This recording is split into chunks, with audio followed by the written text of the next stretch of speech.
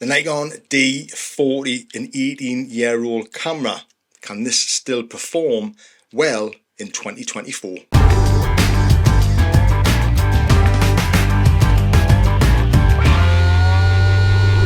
This is the Nikon D40. This was my first step into digital SLRs.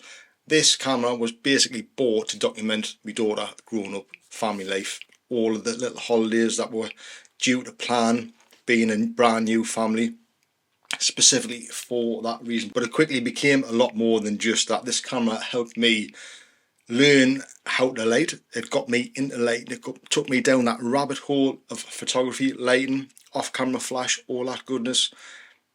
And I've got to say, in 2024, I still love this camera. This camera can still do a job in 2024. And we're going to talk about that in this video. I'm going to explain why it's still relevant in 2024. And if you are somebody who is on a budget or looking for a cheap camera to get into photography, this video will be worth watching. Now, this little unit cost me £27. I picked up a Nikon 35mm 1.8 DX lens.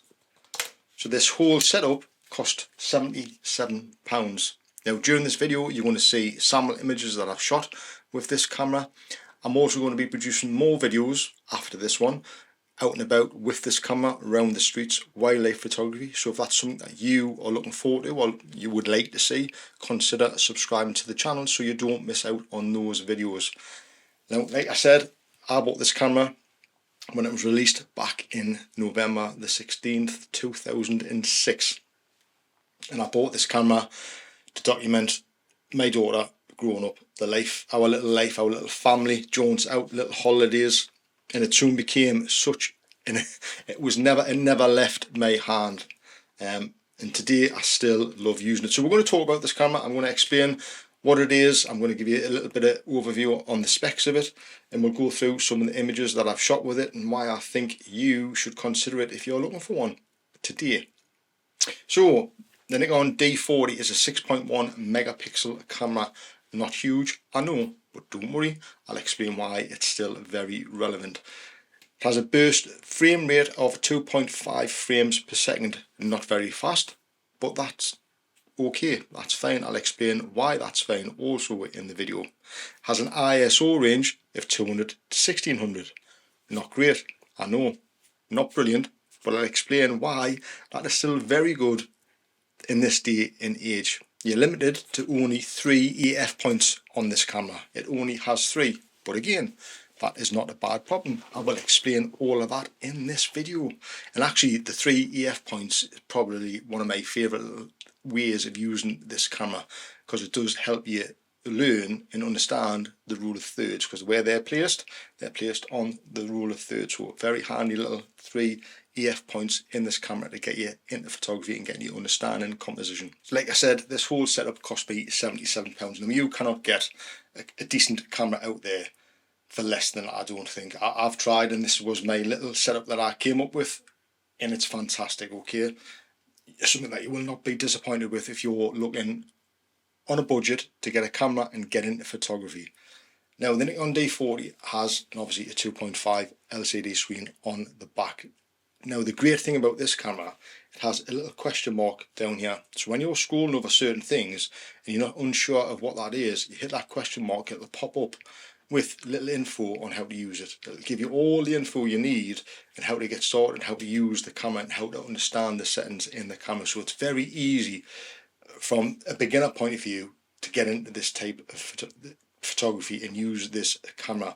Now, this was Nikon's first entry-level small, I think this was their smallest DSLR camera that they made, the first entry-level. But I've got to say, 18 years on, it has still lasted, it's still going strong, and it will continue to go strong probably for another 20 years, I would imagine. You've got one SD card slot in the camera, more than enough, obviously 6.1 megapixels. It's not going to fill a card up fast, so you haven't got to have huge size cards in here. So if you've got any smaller cards lying around, small SD cards, that's perfect for this camera. So let's talk about the megapixels, the resolution, 6.1 megapixel. How good is that? Well, as we talk, I'll pop some images up on the screen that I've shot with this camera And I've got to say, I've never ever been disappointed with 6.1 megapixels when shooting on the Nikon D40. I've never had any issues where I've ever thought to myself, we're talking that this is 18 years on, by the way. Back then, I've never ever thought, even now actually when I'm shooting, I've never think to myself, well, I need more megapixels in that image, I need a higher resolution in that image. It's never been an issue. And even though now I'm shooting with the Nikon Z8 as well, the mirrorless camera, and that's a 48 megapixel sensor, I still don't worry that it's only 6.1 megapixels. So if you're somebody, say, who is looking to build a portfolio online, you have your own website, you want to start your own website, or let's just say for argument's sake you just want to create a really good portfolio on Instagram, 6.1 megapixels in the D40 is more than enough to create some stunning photography that, if you want, or if that's what you're looking to do, help you build a really strong portfolio to help you get work through future clients. They would never ever know that 6.1 megapixels, that camera only had 6.1 megapixels and it was shot with an almost 20-year-old camera, and an entry-level camera that they just would not be able to tell. As long as your imagery is great, you've used lighting, composition, all that kind of stuff, nobody would ever know that you were shooting with an old DSLR like that. That I can guarantee.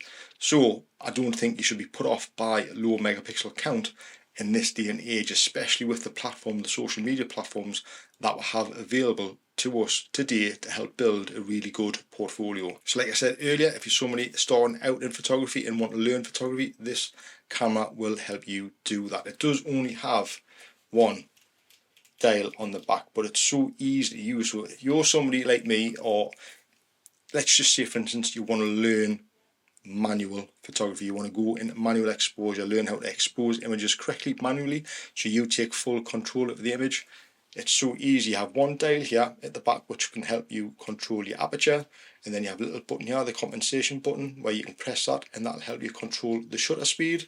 And then you've got the dedicated ISO button down here, which you press that and that would help you change the ISO settings as well on the camera. So you're going to be able to learn photography right from the off using this camera if you want to jump into manual mode. Now if you don't want to go into manual mode, it has all of the usual settings on there: aperture priority, shutter speed, program, full auto, and a lot of other little settings on there which will help you learn photography as you go. So one thing to bear in mind is that the Nikon D40 does not have an internal motor. So what that means is that you're limited to buying the AFS lenses from Nikon. You cannot buy any lenses that predate that. Well, you can, they will mount to this because it's all F mount, but if they are autofocus lenses, it will not autofocus on the Nikon D40, so just bear that in mind. But I've always only ever used the AF lenses on the Nikon D40 and all the other subsequent cameras after that, and I find these lenses absolutely fantastic. Really nice resolution to the images that it gives. Colours and contrast are always lovely on these lenses from Nikon. Now it does have the older CCD sensor, and that just gives it this unique look that just cannot be replicated with mirrorless cameras. Even the Nikon mirrorless cameras, it cannot be replicated today. There's just such a unique look to the colours, to that.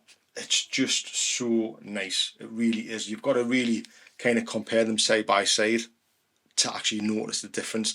And it's just that feel of when you take the photographs, they just feel so nice when you're looking at them.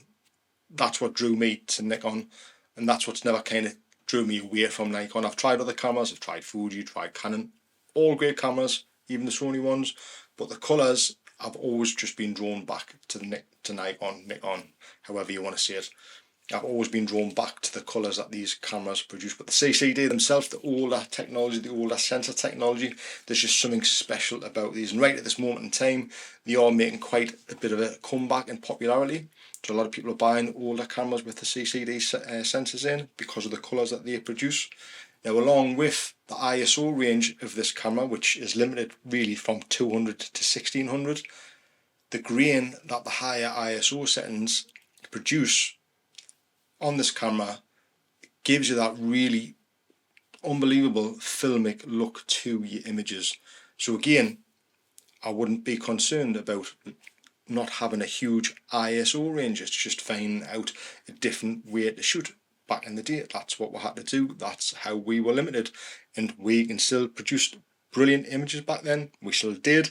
People still do now using these cameras, so that shouldn't be a limitation to your photography. It's just a slightly different way you have to think to get the shot. Now, we are limited to only 2.5 frames per second in this camera, so it is no sport camera per se. But having said that, I used to only ever use single point EF anyways, and what that allows you to do, and obviously the limited 2.5 frames per second, you've really got to anticipate the shot. So if you're studying a scene, say for instance you're out shooting bird photography, you're studying the scene, you've got to anticipate when that bird is going to fly off to capture that shot. That's how we used to have to do it back in the day, and I still enjoy doing that now, even with the new mirrorless cameras. It's a skill that I think a lot of people should learn how to do when learning photography. It's a skill that will stay with you forever. Obviously it is much easier using the mirrorless cameras with obviously all of the pre-capture and all that kind of stuff, but that skill is so necessary in photography that I would highly recommend you learning it. It's not hard, it's just about being patient, about focusing on the scene and really taking in the environment that you're shooting, and you will get the shot. So in the hand it feels really good. It's a small DSLR, so obviously your finger does hang off the bottom a lot, but because it's small and because it's lightweight, made of plastic, it's just something that can fit in your bag, and it's not going to make too much weight inside the bag anyways. And you know, if you're out and about and this does break, you're not going to be worried, you're not going to be concerned, because they are really cheap to buy.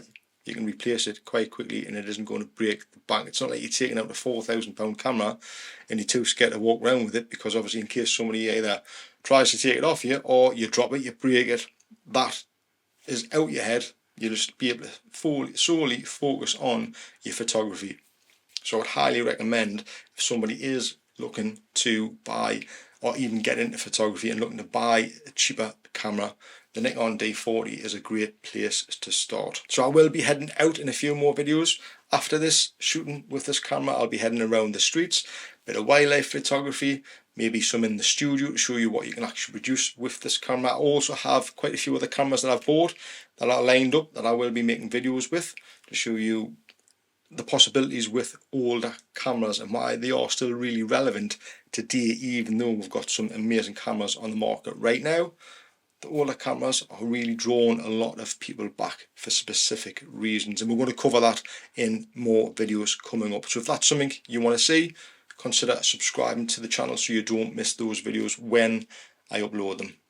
So with that being said, appreciate you guys watching, and I will see you all in the next one. See you then.